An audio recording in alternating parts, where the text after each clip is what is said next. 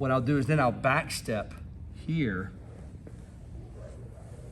and pick the arm up. See, I picked that up right here? Because now I can go here and start stepping around. Gerard's shoulder's bad, so I can't do that.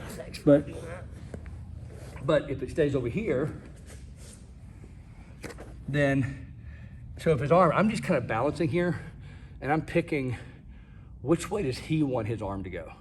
Initially, I want it to go this way so that I can just do this easy.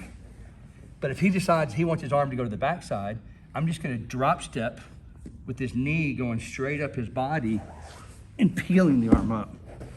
And then we'll do the head and arm, and we'll step over the head here for that darce. Yeah, I appreciate that. I was gonna say, can we see the darce, like how we've you already transition done- to the darce? It's so funny. How those things link together. Damn Gerard's shoulders. So again, the same thing, we're here. And so we just slid down. So again, the key here is nothing's on the ground. It's all in his arm and body here. So what I'm looking for, I got a little bit of control here. I want to feel where you take the arm. I don't have to force the issue. Gotcha. If you're just there, I'll go to what I was looking for, which was to trap the arm. Right here, and then we isolate the arm and go back to the paper cutter or arm bar here. Okay? Now, if we're here, and now we're on this side, but now you decide you don't want this arm going out the front because you know that this arm is going to get trapped with my leg. So sometimes you'll bring it out the back. Well, when that happens, I'll take this knee and run it up the body. So as you bring it out to the back, I'll take this and run it up here. And see, now we've trapped the arm with our hip, and we'll go over the head. In this case, I'll push into him, step around. That's a choke. This is a choke. It's a head and arm choke. So darce, bravo, all those, it's just, they're fancy names for head and arm choke. So that was an arm triangle. Yeah, basically looking it's an super arm fancy. triangle, that's exactly right. Make sense?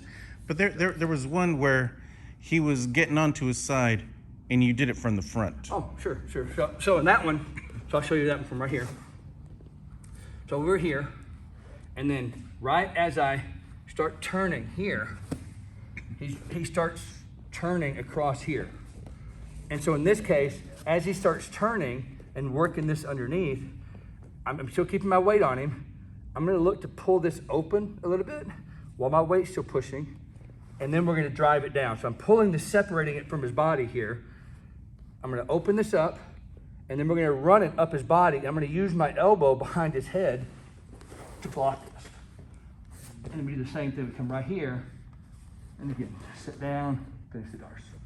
And will you, to finish the darce, will you hook one of his legs? If we need to, most of the time from there, he's gonna be pretty tight. Okay. But yeah, so the option is there either way. So the main thing with all these is don't try to fight and force them where you want them to go. You can have a plan. You know, my plan right here is to come here and isolate this arm and try to go for paper cutter. But now he may decide, well, he doesn't want this arm isolated, he wants it out the back, so I need to bring it up here. And so now I need to go for this other darce because I got this arm tight. But he might immediately shrimp out and get this arm, his left arm back inside. So shrimp out.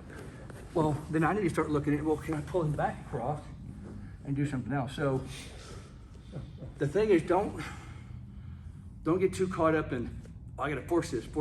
Wherever they go, just go with it. Just guide them to the next one. And just working those flows and slow rolling